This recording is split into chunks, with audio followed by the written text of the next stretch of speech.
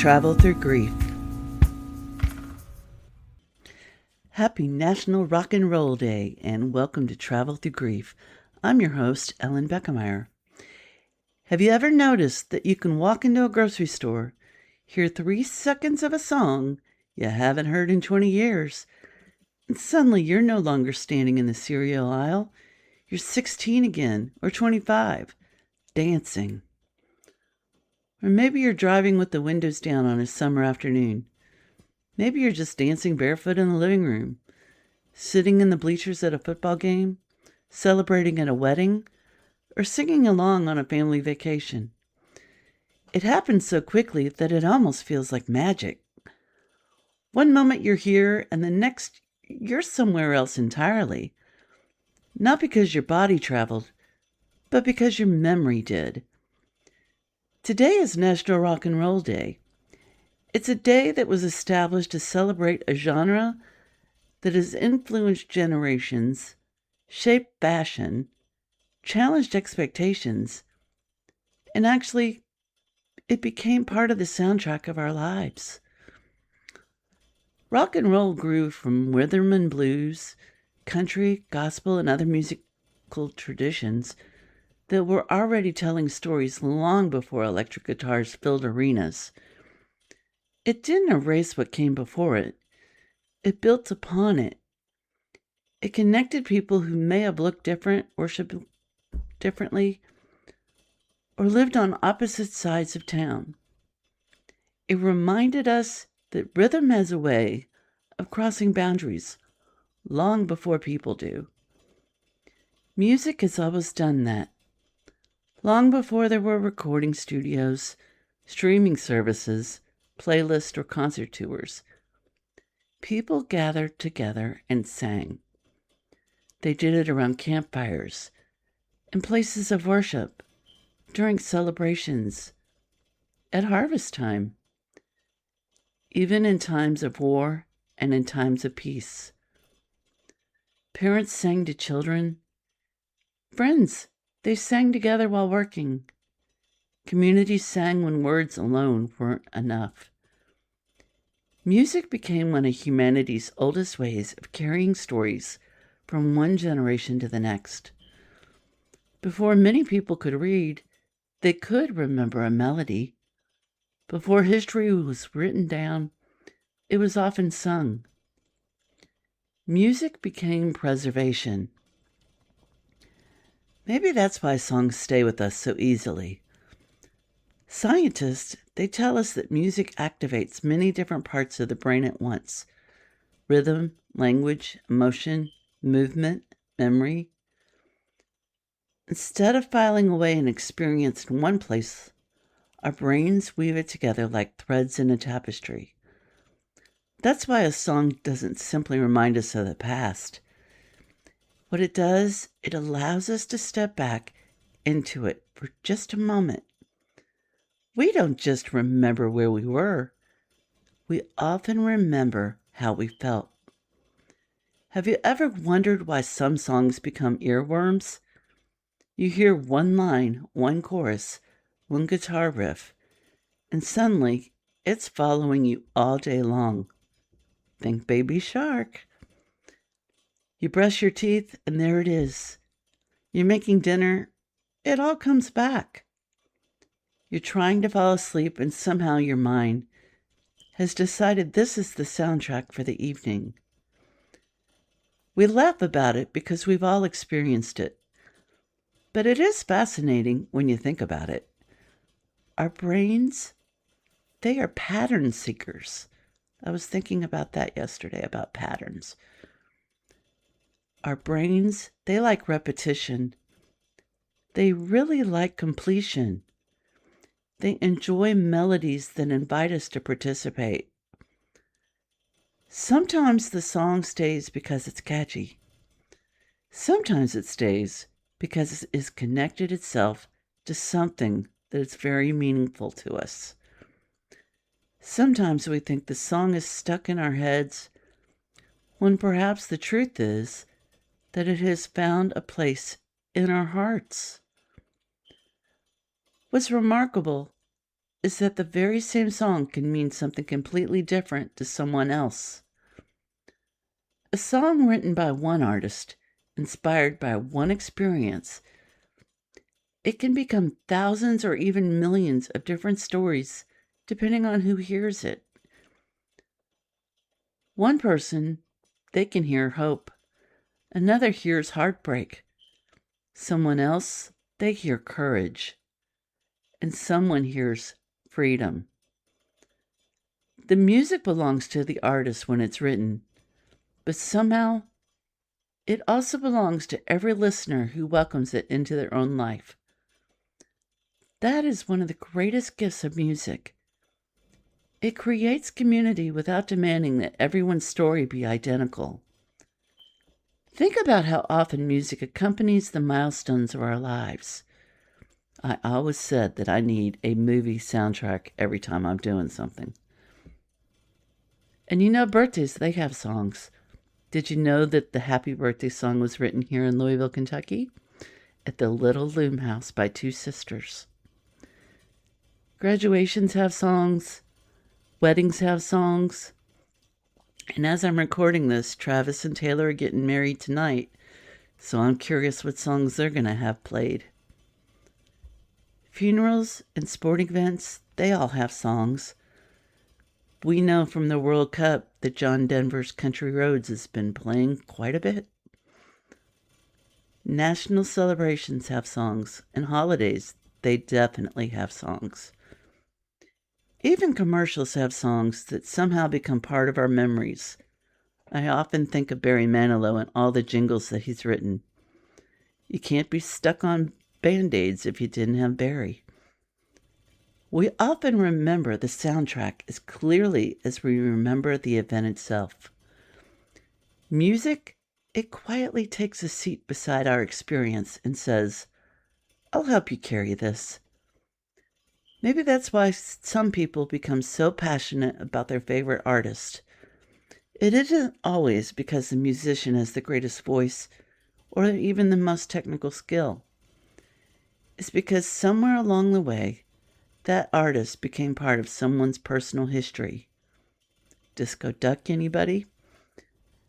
A lyric arrived at exactly the right moment. A concert became unforgettable. An album, it played through a difficult season. And a melody, it gave someone words they couldn't find themselves. We don't simply collect songs. We collect companions for different chapters of our lives.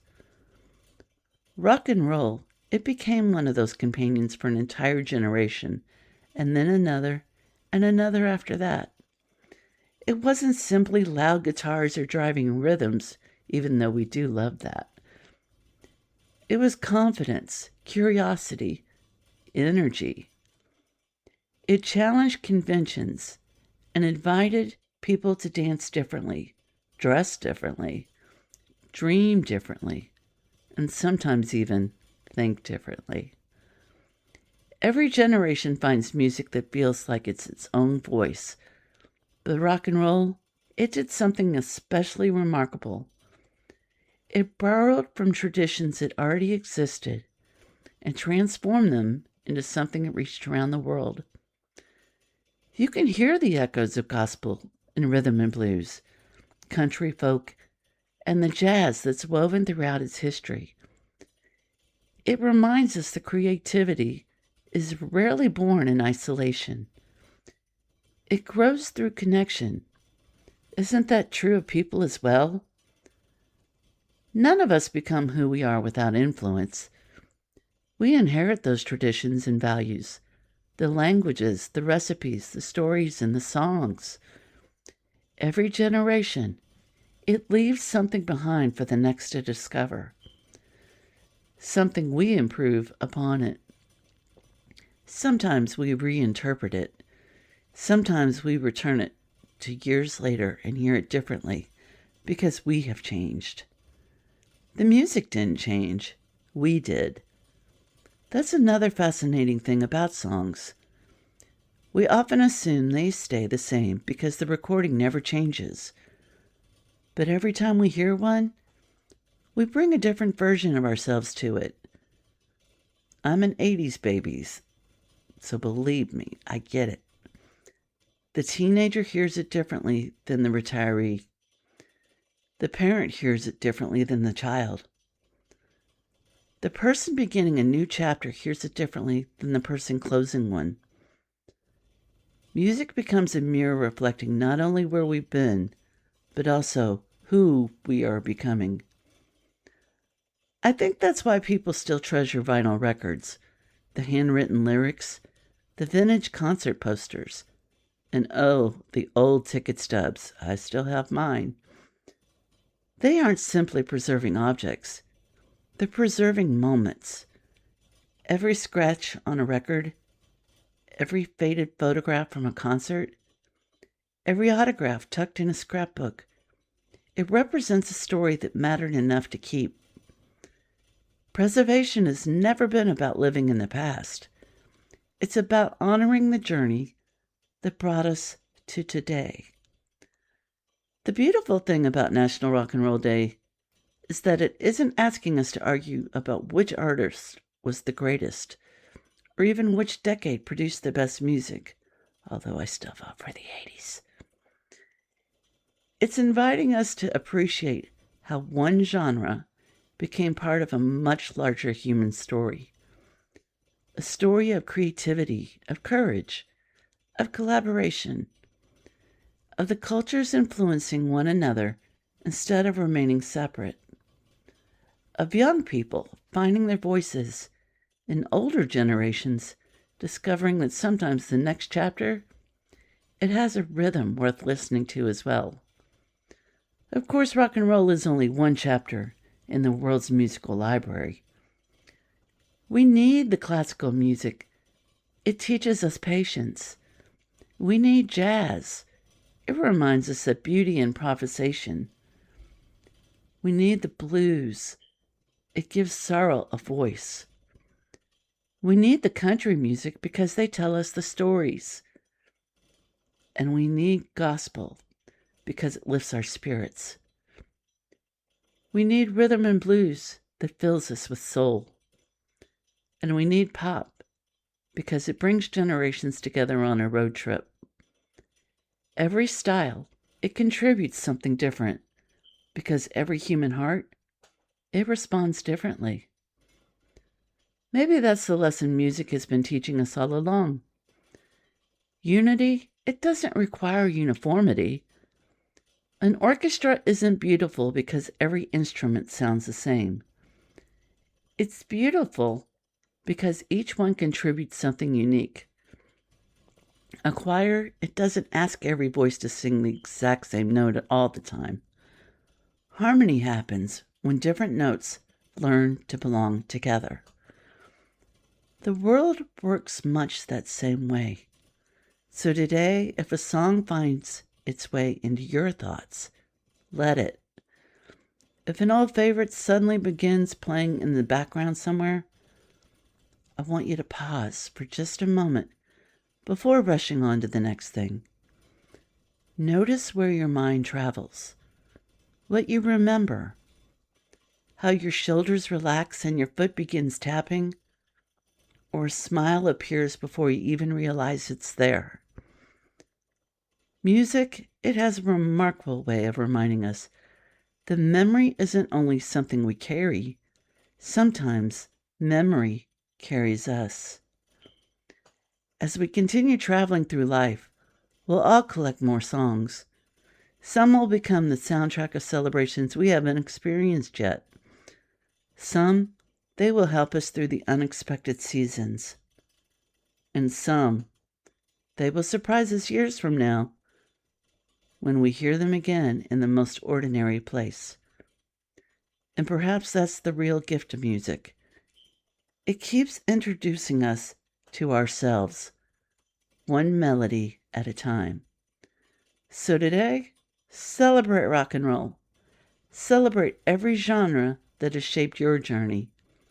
Celebrate the artist who dared to create and the generations who kept singing. And most of all, the remarkable ability of music to connect hearts across time, across the cultures, and across experiences. Because long after the final note fades away, something beautiful remains. The memory continues playing, and so do we. If this episode connected with you, I'd love for you to follow our podcast, leave a review, or share it with someone who may need it. Those small actions truly help new podcasts like Travel Through Grief grow and reach more people. And thank you to everyone who has already listened, rated, reviewed, and supported this journey. I appreciate you more than you know.